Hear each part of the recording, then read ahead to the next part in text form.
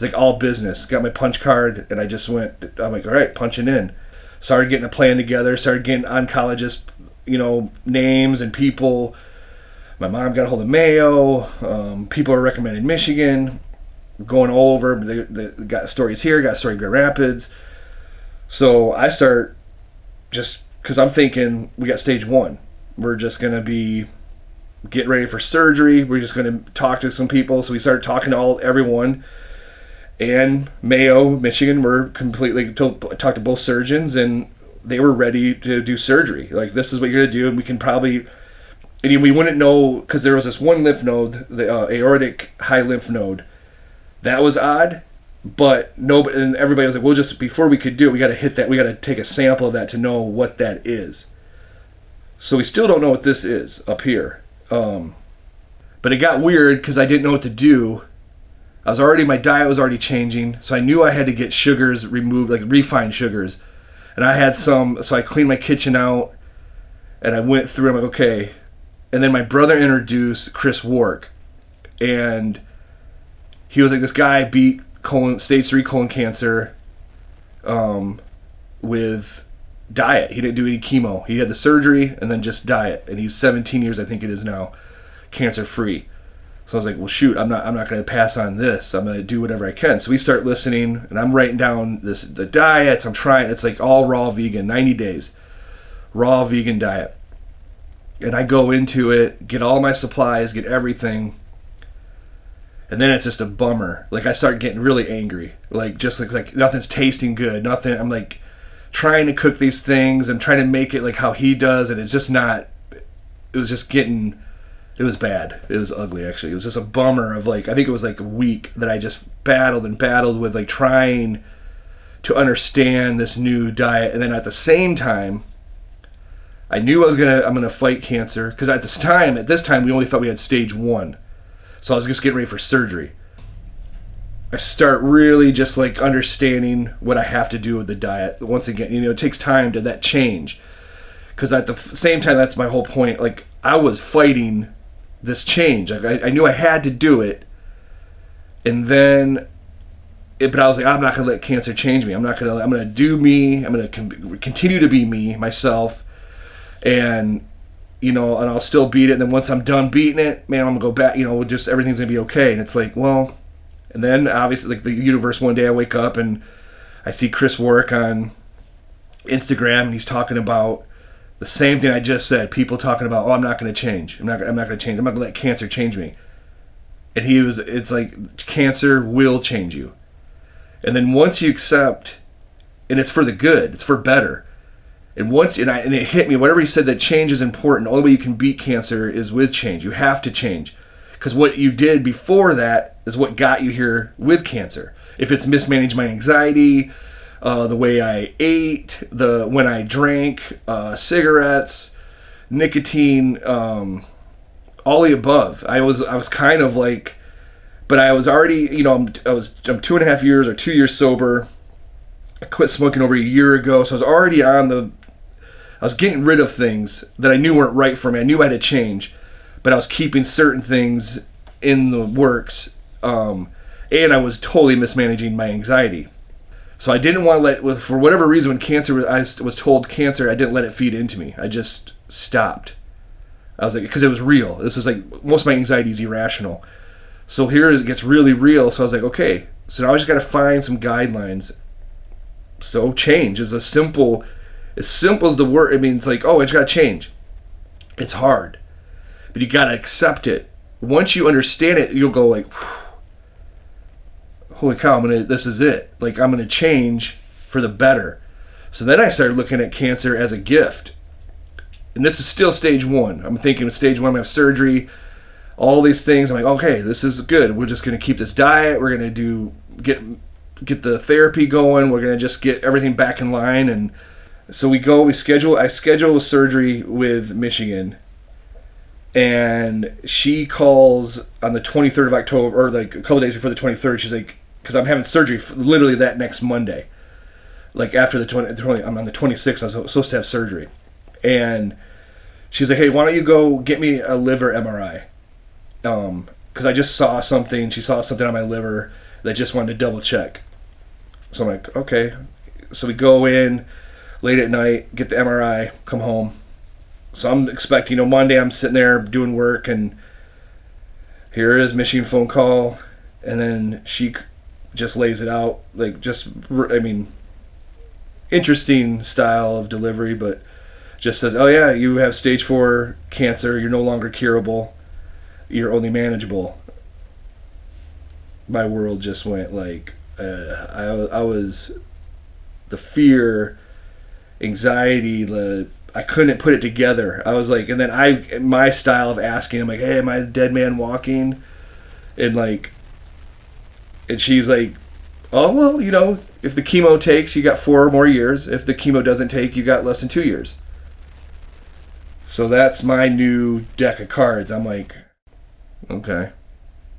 Freaked out. Hung up the phone. Jump in my car. Book it to my parents. Call my older brother. He's on his way. Younger brother comes with his wife and kids, and we're all sitting there like... So I'm like, again, I've got to reassess this whole thing. Luckily, I've already started into this diet. I've already started going into it. I was already feeling better. And I was like, man, that's like a bummer. When you feel good, you start to feel good, like you can tell you're already feeling better. So then they're talking about this high lymph node in the liver, and you're like, okay. All these things are just kind of weighing in on me. I'm like, I don't know what to do, so I've had a moment where I really let fear sink in, and it was good. It was with my family, and we're just all together, and we're all putting a plan, like how we're going to approach this, what's the best way. So I had to get my brain rewired again. So after that I let it out, let all the fear out, the emotion, and then I just reset, and I was like, there's no way I'm letting this take me down. There's no way. So my mind was set for that's where it's going to happen from here on out. I will beat cancer. I will survive cancer. And that's been that tape has been playing ever since the 26th. That has been playing nonstop. Cancer will not beat me. My body will not allow cancer to beat me. My mind, my spirit, everything. So once I do the MRI on my liver, and I find out she's saying stage 4. I'm like, man, I'm sending this to Mayo, send the results to Mayo. And they're looking over it, and it was weird. I get their notes in the mail, and I'm like, wait, what is this? Atypical. So I call them, set a meeting up, and I meet with their oncologist, and he was like, he's like, I'm not thinking about the liver. He's like, those are the rings around these, and they're microscopic because we can't see them, and there's these rings around them that usually are atypical, not cancer. It could be an infection, and the infection could be happening because of the cancer in my colon. It could just be benign. It could be nothing. It could be... So I started making a joke at that point. These are my party markers. So in my lifetime, I probably have 15 to 20 great parties, or 10 to 15, whatever it is, on my liver. So it became the joke. I can't let cancer take that away from me. Like, it has to continue to laugh and find something fun with this, and not give cancer any of my power. And I refuse to this day still to give it my power. So from there, we start getting blood work. I'm setting up all these appointments. Checking out my genetics, checking out my mutations. So in my case, I don't have any mutations. I'm not prone for any form of cancer. So this is all lifestyle. So when you hear that, you're like, shoot, man. So after I heard what Mayo and both U of M wanted me to do for my chemo treatment, and they both diagnosed me as stage 4 colon cancer, Michigan was 98% sure I had cancer on my liver. And Mayo was atypical. He's not sure. He's like, we'll never know until we can touch it. So he was more like his focus was the high aortic lymph node, and it's spread, whatever that means. So his focus was, let's do chemo, knock that out. So as I'm going through that and deciding like where I was going to go, my sister gives me a phone call and shares a story about 2 people that had really good experiences over at Bronson in Battle Creek. So I'm like, okay, Charlie Bronson. It's where I was born. All good things. It's where I began. And it's closer for me to do my chemo treatment. So I'm like, and they have a cancer center. But it was odd. Michigan didn't want me to go there. So I was like, I'm going to call them after hearing these 2 great stories about these people. They're both in remission from Bronson. So I called, and this is huge because no other facility has had this conversation with me, especially the receptionists. So I'm talking to this lady, and we're going through. I'm like, I want to schedule a meeting with one of your oncologists. I have colon cancer, stage 4. So she's like, okay, yeah, and she's talking, she's great. Just like right away wanting to know my name, we're talking about who I am, what I do. And she says it without me having to say it. This is, she's like, the way you beat cancer is you have to change. Right there. I'm like, man, where do I sign? You're my team. That's all I had to hear. Because that's been my whole thing since March of 2020 to right now is change. And I've had to do it. Without knowing it was cancer, I had to change to make myself feel better. And then once you really know how to beat cancer is to change. That's it. She said it.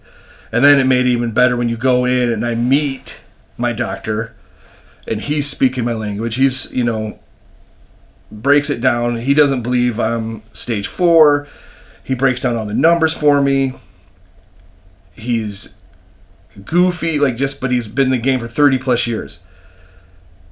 And I knew right then, I was like, and my brother and I were both in there, and I was like, okay, this guy's it. This is what we're going to do. And what I liked about him is like, because of what my tumor sizes, everything the sizes, he's like, what other big hospitals wanted me to do 6 doses and then do my full body scan. He's like, we're going to do 4 and then we're going to do a scan.